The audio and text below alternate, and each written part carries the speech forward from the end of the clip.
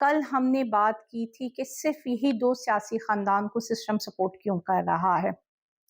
اچھا، کل میں جب دیکھ رہی تھی ٹی وی تو کچھ چیزیں میری نظروں کے سامنے سے گزری، کچھ باتیں میری نظروں کے سامنے سے گزری، تو مجھے یاد آیا کہ جو فیسسٹ رجیم ہوتی ہے، جیسے ہٹلر کی تھی، ان سب کی تھی، تو اس میں جو ان کا سیکرٹ ویپن ہوتا ہے وہ میڈیا تھا، وہ ذرائع ابلاغ تھا، کہ کس طرح اس کو یوز کیا جاتا تھا، مینیپولیٹ کیا جاتا تھا، اور ان کا کام یہی ہوتا تھا کہ جو وہ کہہ رہے ہیں، آپ نے جو اسکرپٹ ان کو لکھ کر دیا گیا ہے وہی آپ نے پڑھنا اور بولنا اور اسی پر آپ نے بات کرنی ہے۔ اس کے علاوہ کسی کا کوئی انڈیویجول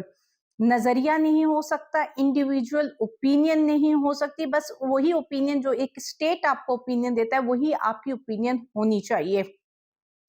کل میں نے آپ کو بتایا تھا ایک جج کے ریمارکس کے، انہوں نے کہا تھا کہ جی اب آپ پریس کانفرنس کریں گے، ٹھیک ہے، تو اس کے بعد آج بھی آپ دیکھ لیں کہ آج بھی جج نے آئی جی صاحب سے پوچھا ہے کہ اگر ایم پی او نہیں تھا، مقدمہ نہیں تھا شیریں مزاری پر، یا ان کو نقص امن کے لیے نہیں لیا گیا تھا، ان کو بس صرف ایک پریس کانفرنس کروا کر یہ پورا ایک سیاسی معاملہ تھا، تو پھر آپ نے ہمارا ٹائم کیوں ضائع کروایا، ہم کوئی دوسرا کیس سن لیتے۔ اب آپ کو اس جج کے ریمارک سے کیا پتا چل رہا ہے کہ یہ کیس کوئی ایم پی او کا کیس نہیں ہے، یہ کیس کوئی نقص امن کا کیس نہیں ہے، یہ کوئی کیس دہشت گردی کا کیس نہیں ہے، بلکہ یہ ساری چیزیں کا مقصد ایک ہے کہ کسی طرح ایک پارٹی کے بندوں کو پریشرائز کروا کے ان کو پارٹی سے علیحدہ کرنا تاکہ اس پارٹی کو توڑا جا سکے، کیونکہ سننے میں تو آ رہا ہے کہ ایک کنگز پارٹی بننے جا رہی ہے جس کو لیڈ کریں گے جہانگیر ترین، ملتان سے نکل کر آئے گی وہ پارٹی، فیصل واڈوا کی کافی ساری ملاقاتیں ہو رہی ہیں تحریک انصاف کے بندوں سے بھی اور پی ڈی ایم کے بندوں سے بھی، تو جو یہ والی پارٹی ہوگی وہ بھی چوچو کا مربع ہوگی، جس میں تحریک انصاف کے بھی بندے موجود ہوں گے اور پی ڈی ایم کے بھی کچھ لوگ شامل ہوں گے، لیکن اب یہ دیکھنا ہے کہ یہ سکسیڈ کر سکتی ہے یا یہ جس طرح پہلے یہ آوازیں شور پہلے بھی اٹھتا ہے کہ ایک پارٹی بن رہی ہے، پارٹی بن رہی ہے، اور اس کے بعد ظاہر سی بات ہے کہ وہ نہیں بنا پاتے، اس میں کامیاب نہیں ہو پاتے، تو دیکھتے ہیں کہ اب بھی کامیاب ہو پائیں گے کہ نہیں، کیونکہ جو تحریک انصاف کے لوگ یا ورکرز کے بجائے اگر میں کہوں کہ جن کے اپنے حلقہ ہیں، جو سیاستدان ہیں جنہوں نے الیکشن لڑنا ہے، وہ ایک طریقے سے پریشان بھی ہیں کہ ان کو چھوڑ کر اگر ہم جائیں گے تو ہمارا ووٹر کس طرح ری ایکٹ کرے گا۔ آپ دوسری بات یہ دیکھیں کہ میں ایک صحافی ہیں، ان کے بارے میں بات کرنا چاہوں گی، میں بات کرنا نہیں چاہتی تھی لیکن انہوں نے کچھ ایسی باتیں کی شیریں مزاری کے حوالے سے، کیونکہ آپ شیریں مزاری کو دیکھیں، وہ ایک پی ٹی آئی کا لاس نہیں ہے اگر انہوں نے سیاست سے انکار کر دیا، it's a loss to Pakistan politics, مطلب جتنا ان کا اسٹرانگ جو ہے سٹینس رہا ہے، فرم سٹینس رہا ہے کسی بھی چیز کے بارے میں، یا ان کا ویژن اتنا کلیئر ویژن رکھتی کہ وہ کسی بھی معاملے میں لے لیجئے، پھر ان کی گرپ دیکھیے national international defence and strategy کے میٹرز کو لے کر، فورن افیئرز کو میٹر کو لے کر، سیکیورٹی کے میٹر کو لے کر، ایک ہائیلی ایجوکیٹڈ عورت۔ آج آپ پاکستان کے پریزنٹ پولیٹیکل جو پالیٹکس ہے اس میں مجھے شیریں مزاری کے کیلیبر کی کوئی لا دیں، ثانیہ نشتر ہیں کیونکہ وہ سینیٹر ہیں اور وہ پریکٹیکل پالیٹکس میں نہیں آتی اس طرح، تو ہمارے پاس ابھی جو پریکٹیکل پالیٹکس میں پاکستان کے، مجھے بتا دیں کہ شیریں مزاری کی طرح اتنی ہائیلی کوالیفائڈ ایکسپیرینسڈ، جن کا اپنا ایک ویژن ہے، ان کا اپنا ایک اوپینین بہت میٹر کرتا ہے نیشنلی اور انٹرنیشنلی، ہماری پاکستان پالیٹکس میں ہیں کہ نہیں ہے، تو it's a loss to the Pakistani politics. لیکن وہ جناب فرما رہے تھے کہ جی انہوں نے اس طرح کی کوئی بات نہیں کی شیریں مزاری کے بارے میں، وہ کہتے ہیں کہ جی آپ ان کا گھر دیکھیں، ان کا بیڈ روم دیکھیں، ان کا بیڈ دیکھیں کتنا ایسا ہے، تو ایسے لوگ کس طرح جیلوں میں رہیں گے۔ تو میں آپ کو بتاتی چلوں کہ وہ پہلے بھی جیل گئی تھی، جس سے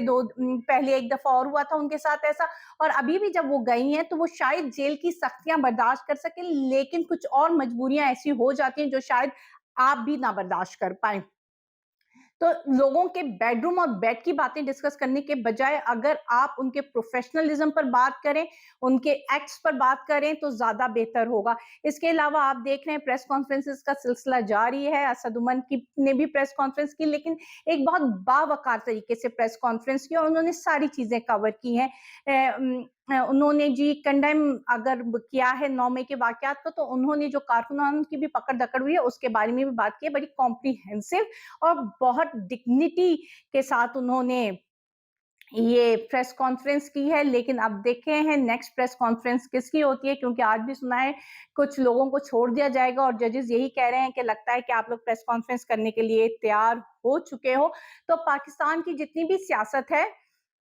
वो आजकल प्रेस कॉन्फ्रेंस के गिर्द घूम रही है कि हम रोजाना हर 2 मिनट बाद जी ब्रेकिंग आती है, वो प्रेस कॉन्फ्रेंस होने लगी है, प्रेस कॉन्फ्रेंस होने लगी है। और जिनकी प्रेस कॉन्फ्रेंस पीटीवी शो करे तो समझ जाइए कि जी उन्होंने तहरीक इंसाफ से लैदगी कर ली है या सियासत से लैदगी कर ली है या तहरीक इंसाफ का कोई ओहदा छोड़ दिया गया है। और कल इमरान खान ने भी एक बड़ी अच्छी स्पीच की है जिसमें उन्होंने कहा है, उनकी जो मेन चीज थी उन्होंने कंडेम किया है और वो हर किसी को करना चाहिए, क्योंकि हम 9 मई को जहाँ कंडेम करें तो इस तरह जो हैरेसमेंट्स हो रही हैं, जिस तरह लोगों को पकड़-दकड़ हो रही है, चादर और चारदीवारी का जो तकद्दुस पामाल हो रहा है और इस तरह जो इंसानी तज़लील हो रही है, उसका सिलसिला भी रुकना चाहिए। सिर्फ़ एक साइडेड स्टोरी नहीं होनी चाहिए कि सिर्फ़ एक इमारत के इतनी इज़्ज़त वाली हो, इंसानी जान भी उतनी ही मुक़द्दम होती है, उसका भी उतने ही तकद्दुस होता है। और specially with reference to our religion, अगर मजहब की बात करते हैं या हम सब कॉन्टिनेंट के कल्चर की बात करते हैं, तो जिस तरह का बिहेवियर हम आजकल देख रहे हैं कि औरतों के साथ जिस तरह से उनको पकड़ दकड़ हुई है, इसकी मिसाल पहले कभी भी नहीं मिलती है। इमरान खान ने अपनी स्पीच में एक ऑफर भी की कि मैं जी मुज़ाकराती टीम बना रहा हूँ और मुज़ाकराती टीम बात करेगी। और उसमें उन्होंने 2 ऑप्शंस दिए कि वो उसको सिर्फ 2 बातें समझा दीजिए कि अगर मेरे पीछे हट जाने से पाकिस्तान के लिए कोई बेहतरी आ सकती है, आपके पास कोई बेटर सॉल्यूशन है, तो मैं पीछे हट जाता हूँ। या अगर अक्टूबर में इलेक्शन कराने से की कोई मसलहत है जिससे पाकिस्तान के हक में बेहतरी की अगर कोई बात है, तो वो मुझे बता दीजिए, तो मैं पीछे हटने के लिए तैयार हूँ। उसके अलावा उन्होंने अलकादिर केस पर बहुत अच्छी ब्रीफिंग दी है। अब बात ये है कि उनकी जो ब्रीफिंग है उसके बाद स्टेप्स तो क्लियर है। क्वेश्चन नैप पर आ रहा है कि नैप क्या करती है? क्या नैप लिखेगी यूके के इदारों को लेटर? क्या करेगी? क्योंकि पैसे तो वो कह रहे हैं सुप्रीम कोर्ट को दिए गए थे और ये मनी लॉन्ड्रिंग भी साबित नहीं हुई थी। उन्होंने कहा था ये आइडेंटिफाई नहीं हो पा रहे पैसे, क्योंकि ये तो केस चले ही नहीं। केस चलता तो पता चलता कि मनी लॉन्ड्रिंग वाला पैसा है कि नहीं पैसा है। तो उससे पहले उन्होंने पूरी डिटेल से समझा दिया है। अब देखते हैं आगे इस केस में क्या बनता है और पाकिस्तान की सियासत में क्या बनता है, क्योंकि यौम गद्दार का दिन भी सुना है मनाया जाएगा। अब देखते हैं कि गद्दार है कौन पाकिस्तान में और मुहिब वतन कौन है, क्योंकि अगर आप गद्दार उन लोगों को कह रहे हैं जो तहरीक इंसाफ को सपोर्ट करते हैं, तो मैं आपको पहले ही बता चुकी हूँ कि पाकिस्तान की 70% आबादी तहरीक इंसाफ को सपोर्ट कर रही है। तो इसका मतलब है कि आप 70% आबादी के लिए यौम गद्दार का दिन मना रहे हैं। सारी चीज़ें हम कॉम्प्रोमाइज़ कर सकते हैं, हम अपनी आवाज़ें भी दबा लेंगे, हम चुप भी बैठ जाएँगे, लेकिन दिलों में उठने वाले अपने ज़मीर की आवाज़ को कैसे दबा पाएँगे? अपनी सोचों पर आप किसी की सोचों पर कैसे पहरा लगा सकते हैं? आप उनकी ज़बानें तो बंद कर सकते हैं, उनकी आँखें बंद कर सकते हैं, लेकिन क्या उनके ज़मीर की आवाज़ को बंद कर सकते हैं या उनके दिमाग में उठने वाले सवालात को बंद कर सकते हैं? वो आज नहीं तो कल पूछेंगे, क्योंकि तारीख लिखने वाला तारीख लिख रहा है और तारीख पढ़ने वाला कभी ना कभी तो सवाल पूछेगा। इसके साथ ही मुझे इजाज़त दीजिए। अल्लाह हाफ़िज़।